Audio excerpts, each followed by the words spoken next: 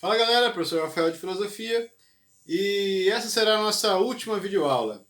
Bom, na passada a gente viu Adam Smith, nessa a gente vai ver Karl Marx. E como a gente viu Adam Smith na passada, eu resolvi escrever a lousa comparando aí alguns posicionamentos do Adam Smith e do Karl Marx. Tá?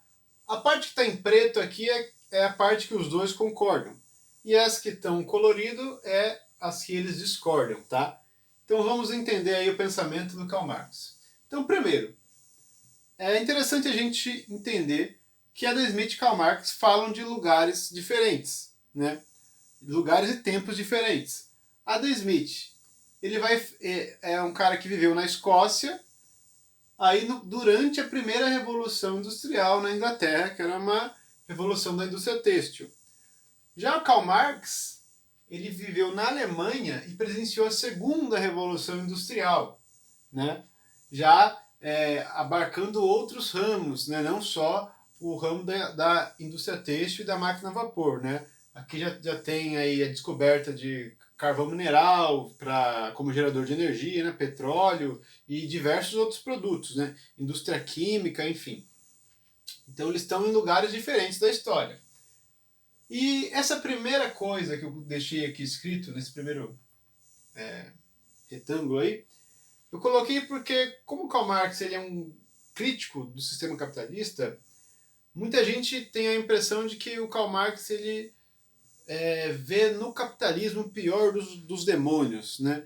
Só que o Karl Marx ele vai entender, isso vai ficar claro mais para frente, ele vai entender o capitalismo como sendo um estágio.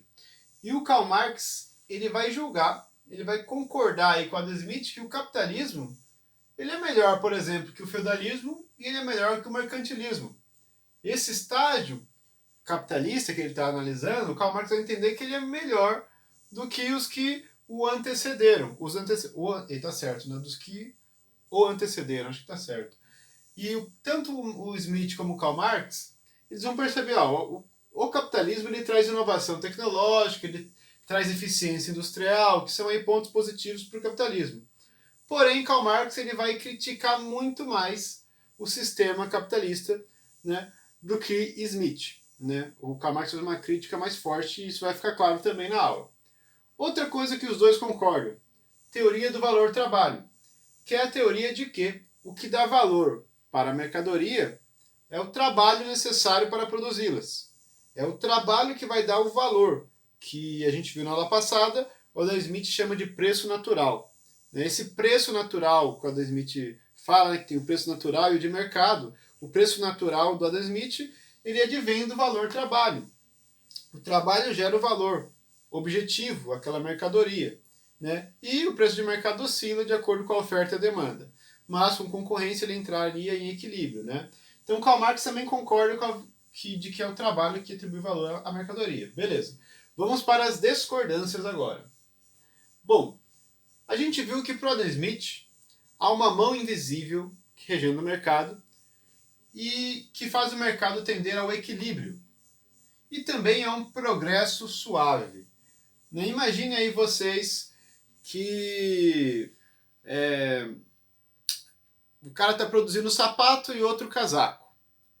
E aí você percebe que o mercado de sapato é muito mais lucrativo do que o de casaco. Aí a galera migra, deixa de produzir casaco para produzir sapato. Produz sapato e vai haver uma falta de casaco no mercado. Devido a esta falta, as pessoas vão se dispuser, acho que está certo também, a pagar mais pelo casaco. Português está me confundindo hoje. A pagar mais pelo casaco.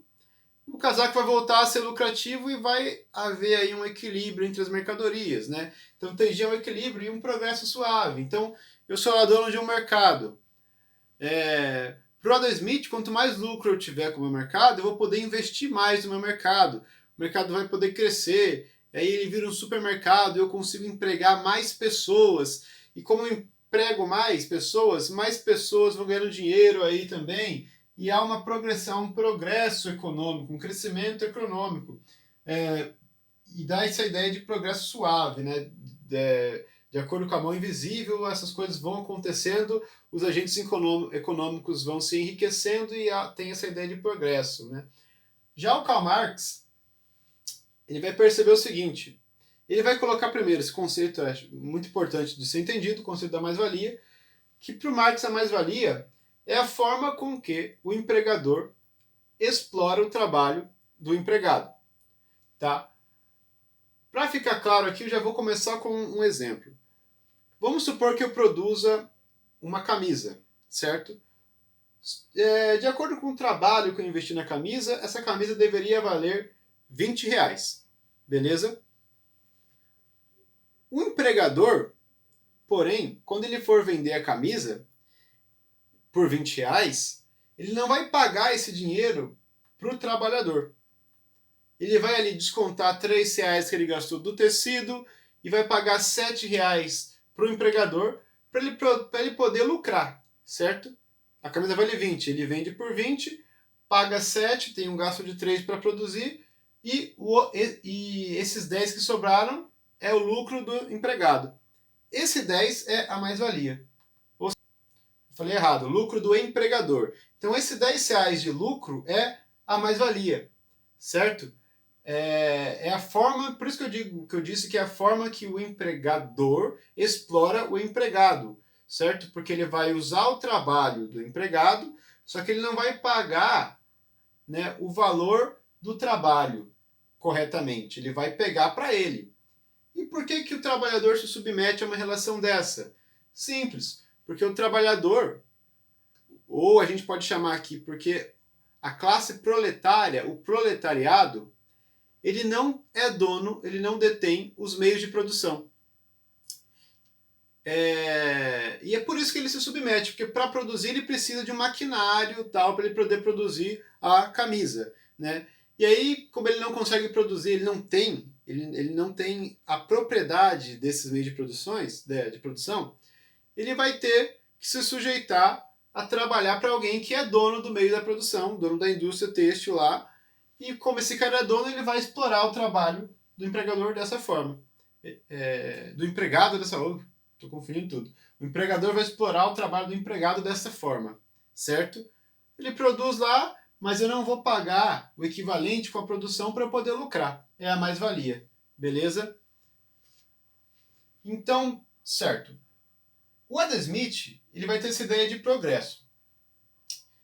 Então, veja bem, aquele negócio de oferta e demanda, né? A lei da oferta e da demanda que eu passei para vocês. Com relação aos salários, a gente também pode aplicá-la. Por exemplo, se tem uma demanda muito grande de pessoas querendo trabalhar e uma oferta pequena de empregadores que estão precisando da mão de obra, o salário é baixo. Quando a oferta de mão de obra cresce e a demanda diminui, o salário aumenta, tá? E por isso que o Adam Smith vê esse progresso, com mais pessoas enriquecendo, mais pessoas vão ofertar contratar empregados, e o salário vai tender a crescer também. Ele via como que se todo mundo fosse enriquecendo em conjunto. Mas o Karl Marx vai falar, o empregador ele vai querer lucrar. O burguês, eu já vou começar a falar, em vez de empregador e empregado, eu vou falar burguês e proletário, que é a linguagem que o Karl Marx usa, tá? Para vocês já acostumarem. Então, para o Karl Marx, o burguês ele vai querer lucrar. Então, ele vai cada vez mais aumentar essa mais-valia. Ele vai cada vez mais procurar pagar menos para o proletário, né, para o trabalhador, para ele poder aumentar o seu lucro, aumentar a sua mais-valia. Então ele via desta maneira, e não da maneira como que o Adam Smith via, que todo mundo ia enriquecer junto. O Karl Marx ele percebia que uma minoria era dona dos meios de produção e que cada vez mais capital, mais dinheiro era concentrado na mão de uma minoria e cada vez mais uma massa de trabalhadores era explorado por essa minoria que eram os donos das grandes indústrias. Beleza? Crises periódicas, né? Então, Karl Marx ele via que o capitalismo ele tinha falhas, tinha imperfeições. E por isso tinha essas crises periódicas, que diferente do Adam Smith, que via essa progressão suave, o Karl Marx ia falar das crises periódicas, que eu vou seguir o mesmo exemplo que eu dei de sapatos e casacos. Então imagine lá que o casaco deixa de ser interessante e o sapato passa a ser lucrativo. Todo mundo vai produzir sapato. O que vai acontecer? Vai ter aí uma superprodução de sapato, a oferta de sapatos vai aumentar, o preço do sapato vai cair, certo? E daquilo que eu disse naquele exemplo passado, de que depois as pessoas vão migrar para o casaco também, o Marx falou, beleza, concordo, vai haver esse equilíbrio, mas numa dessa a gente tem aqui uma crise de superprodução, certo? Pessoas que investiram dinheiro para vender sapato e que, por causa da baixa econômica, né, decorrente da superprodução, entrou em crise e perdeu dinheiro. Então, esse progresso não é suave, ele ocorre por meio de crises periódicas, né, dos ciclos econômicos. E quando a pessoa investe seu capital e perde dinheiro, ela passa fome, né? Então ele vê essas falhas, essa imperfeição no sistema capitalista. Tá? Para o Adam Smith, outra diferença, a concorrência, que faltou aqui o meu acento, a concorrência combate os monopólios, para o Adam Smith. Para o Karl Marx é o contrário, a concorrência ao longo prazo gera monopólio, porque na concorrência alguém vai ganhar. E a pessoa que ganhar vai ter mais capital disponível para ela, vai conseguir comprar os seus concorrentes, vai ficar cada vez mais forte, até que ele vai ter, a longo prazo, um monopólio daquele mercado específico. Tá? E aí fiz esse esqueminha para a gente entender como que o Marx pensava. O Marx ele vai chegar a essa conclusão aqui, tá? Ó, no capitalismo, como a gente viu agora sobre essas crises que ele diz, né? Ele vai falar, ó, a ganância do lucro leva à superprodução dos bens procurados, que é aquilo que eu falei, né? O sapato está valendo, aí todo mundo querendo lucrar, essa ganância do lucro vai fazer todo mundo migrar e começar a produzir sapato. Então isso vai levar à superprodução dos bens procurados, causando baixas na economia. O capitalismo falha constantemente. A economia sofre uma série infindável de crises. O equilíbrio do Adam Smith ele se dá por crises aqui para o Marx, né? Por crises econômicas. O que é mais que ele percebeu? Que os meios de produção pertencem a uma minoria. A minoria explora o trabalho da maioria e obtém lucro. Tá? Com essas crises econômicas, você tem agitação social. Né? Porque as pessoas ficam pobres, elas investem dinheiro em uma coisa que dá errado, elas perdem uma quantidade grande de dinheiro, certo? Imagina, você gasta para abrir uma fábrica de sapato tal, e o sapato deixa de ser lucrativo. Você se ferra bem. Então, beleza, então tem agitação social. Já aqui com essa maioria explorando com a minoria explorando a maioria, você vai acabar que você vai causar o seguinte, ó, tem uma indústria aqui que ela explora uma massa grande de trabalhadores, como eles trabalham nessa indústria, eles vão morar ali pertinho, todo mundo junto, né? Os trabalhadores almoçam junto, falam mal do chefe junto, vão para casa, todo mundo mora naquele bairro mais pobre, todo mundo junto. Isso vai fazer com que os trabalhadores, para o Marx, criem uma consciência de classe. Eles se percebam como uma classe que está sendo explorada. Eles se percebam como uma classe proletária que está sendo explorada pelos burgueses, porque os burgueses têm os meios de produção e eles não. E aí você junta as duas coisas e o Marx falou, vai acontecer uma revolução do proletariado. Essa galera que está sendo explorada, que é a maioria, vai perceber a sua condição, vai ter consciência de classe e vão fazer uma revolução para que eles tomem os meios de produção. Essa foi uma previsão do Marx. Tá? E é muito importante entender a filosofia do Marx porque ela influenciou vários movimentos, várias revoltas da história. A mais famosa é a Revolução Russa. Né? O Marx já, na data estava lá, né? Mas o Marx já estava morto, não chegou a ver, né? Que acho que ele morreu em 1880 alguma coisa, que eu escrevi aqui, e a Revolução Russa foi em 1917, mas isso aconteceu, né? Só que ele não chegou a ver. Então, como eu falei para o Marx, o capitalismo é um estágio apenas, né? Porque como a gente viu, ele previu que haveria uma revolução do proletário, né? da classe proletária. Então, aqui eu coloquei alguns estágios da história que o Marx analisou. Ele falou, teve aí o começo da história humana, onde as sociedades elas não tinham classes, não havia divisões de classes, né? E ele chamou isso de comunismo primitivo. Aqui ele está falando lá na pré-história, né, no período paleolítico, onde a galera vivia em tribos de caçadores-coletores, tá? Não tinha uma classe, né, de alguém dominando, uma classe dominando a outra, né? Depois, no outro estágio, que é o do mundo antigo, ele viu, ó, tem uma elite social que está explorando os escravos e tem um conflito entre as classes. No feudalismo, temos uma elite aristocrática explorando os camponeses, os servos, também em conflito. E no capitalismo, o estágio que ele analisa, temos uma burguesia explorando o proletariado. Dessa forma que a gente já viu, né? Pela mais-valia, pela burguesia ser dona dos meios de produção, e que isso tem um conflito aqui. Tá? Ele vai perceber que a história, de modo geral, é a história da luta de classes.